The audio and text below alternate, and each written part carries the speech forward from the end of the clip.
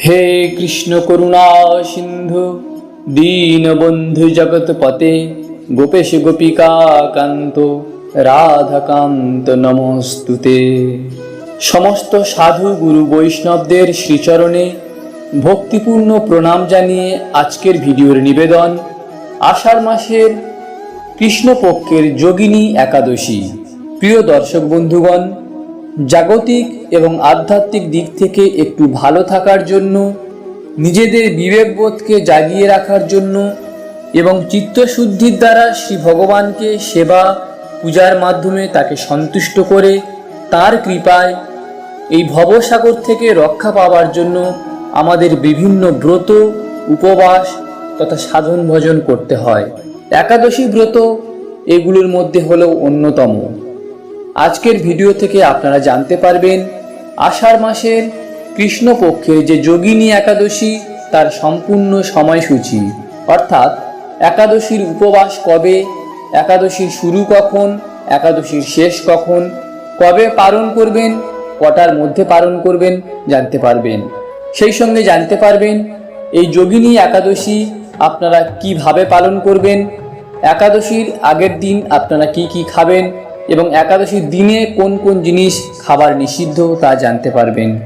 শুধু তাই নয়, এই একাদশী করলে তার কি ফল পাওয়া যায়, অর্থাৎ একাদশীর ব্রত মাহাত্ম্য জানতে পারবেন।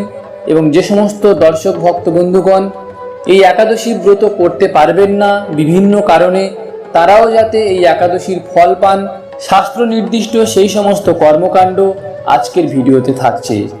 তাই ভিডিওটি সম্পূর্ণভাবে দেখুন এবং সঠিক শাস্ত্রীয় বিধান মেনে এই পুণ্যবতী একাদশী ব্রত আপনারা পালন করুন এবং নিজেদেরকে শ্রী ভগবানের চরণে উপনীত করার জন্য প্রচেষ্টা করুন। যদি ভিডিওটি আপনাদের ভালো লেগে থাকে তাহলে অবশ্যই লাইক, শেয়ার করবেন এবং কমেন্ট বক্সে লিখবেন জয় শ্রীকৃষ্ণ, জয় একাদশী দেবী। যে সমস্ত নতুন দর্শক ভক্ত বন্ধুগণ আমাদের চ্যানেলে আসছেন, অনুগ্রহ করে চ্যানেলটিকে সাবস্ক্রাইব করে অমৃতবাদীর পাশে থাকবেন। পুরনো বন্ধুদের অসংখ্য ধন্যবাদ।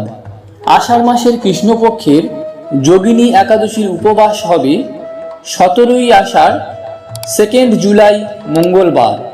এই একাদশী আরম্ভ হচ্ছে 16ই আষাঢ় সোমবার দিবা 10টা 34 মিনিট হতে এবং একাদশী শেষ হবে 17ই আষাঢ় মঙ্গলবার দিবা 8টা 50 মিনিটের মধ্যে। এবার দেখে নেওয়া যাক একাদশীর পারণ কবে। পারণ কথাটির অর্থ আপনারা নিশ্চয়ই জানেন যে যেদিন কোনো অন্ন ভোজন করে যে কোনো ব্রতের উপবাস ভঙ্গ করা হয় তা হলো পারণ। এই পারণের একটি মন্ত্র রয়েছে, সেই মন্ত্রটি বলে তবেই আপনারা পারণ করবেন। যোগিনী একাদশীর পারণ কবে হবে? 18ই আষাঢ় 3 জুলাই বুধবার দিবা 7টা 3 মিনিটের মধ্যে এই যোগিনী একাদশীর পালন করবেন। ওং অজ্ঞানতিমিরান্ধস্য ব্রতেনানেন কেশব প্রসীদ সুমুখ নাথ জ্ঞানদৃষ্টি প্রদ ভব। এই মন্ত্রটি বলে শ্রী ভগবান বিষ্ণুর পূজা অর্চনা করে, বিষ্ণু পাদতক গ্রহণ করে শ্রী ভগবানের কাছে প্রার্থনা করবেন, হে ভগবান, আমি আপনার কৃপায় এই একাদশী ব্রতের উপবাস পালন করতে সক্ষম হয়েছি। আমার এই একাদশী ব্রতের যা কিছু ফল হলো তার সব কিছুই আপনার শ্রীচরণে নিবেদন করলাম।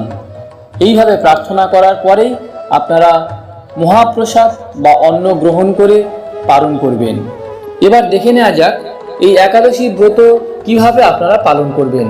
যোগিনী একাদশী ব্রতের উপবাসের আগের দিন অর্থাৎ 16ই আষাঢ় সোমবার আপনারা নিরামিষ গ্রহণ করবেন এবং একাদশীর দিনে আপনারা প্রাতঃস্নান করার পর ভগবান বিষ্ণু তথা শ্রীকৃষ্ণের পূজা অর্চনা করবেন। এক্ষেত্রে আপনারা ভগবানের শ্রী বিগ্রহকে ফুল দিয়ে সুন্দর করে সাজাবেন, শ্রী ভগবানকে তুলসী চন্দন অর্পণ করবেন, তুলসী গাছে জল দেবেন, তুলসী পরিক্রমা করবেন এবং শ্রী ভগবানের ভোগ, নৈবেদ্য ইত্যাদি নিবেদন করবেন, আরতি করবেন এবং অবশ্যই এই দিন আপনারা শ্রী ভগবানের নাম সংকীর্তন করবেন। সবথেকে গুরুত্বপূর্ণ হলো একাদশী তিথি, অর্থাৎ একাদশতম আমাদের যে ইন্দ্রিয় রয়েছে, পঞ্চ কর্মেন্দ্রিয় এবং পঞ্চ জ্ঞানেন্দ্রিয় এবং মন, এই একাদশ ইন্দ্রিয় সংযম করে শ্রী হরি তথা শ্রী ভগবানের নিকটে আপনারা অবস্থান করবেন। নিকটে অর্থাৎ শ্রী ভগবানের স্মরণে রাখবেন, তার লীলা কথা শ্রবণ করবেন, সদ্গ্রন্থ পাঠ করবেন, শ্রীমদ্ ভাগবত গীতা, ভাগবত ইত্যাদি গ্রন্থ আপনারা পাঠ করবেন এবং সৎসঙ্গ করবেন। এভাবেই এই একাদশীর দিনটি আপনারা অবশ্যই কাটাবেন।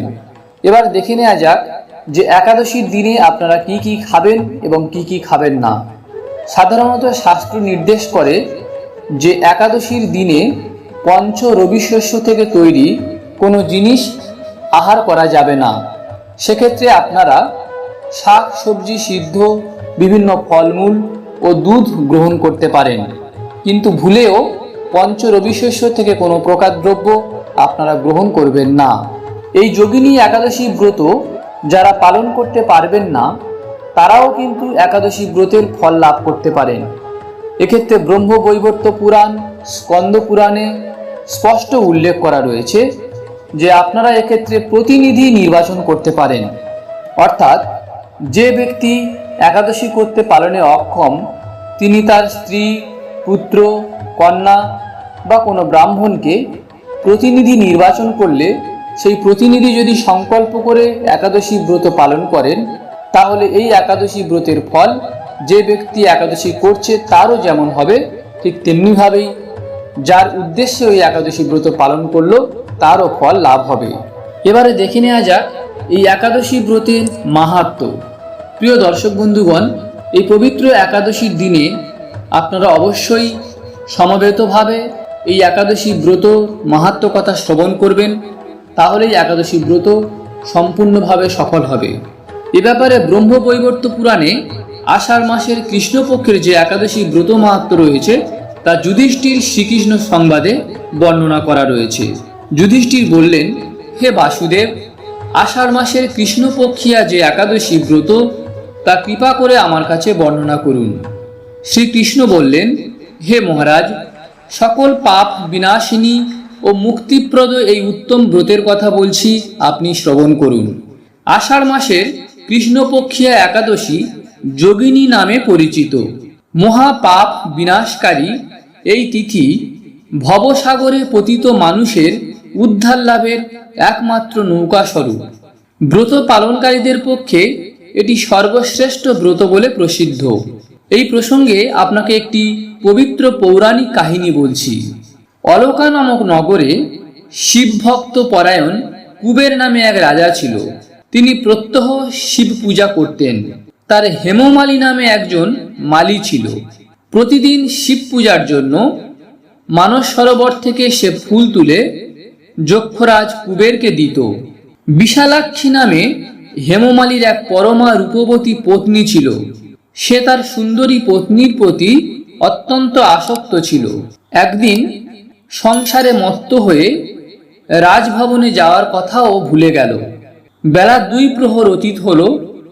অর্চনের সময় চলে যাচ্ছে দেখে রাজা ক্রুদ্ধ হলেন।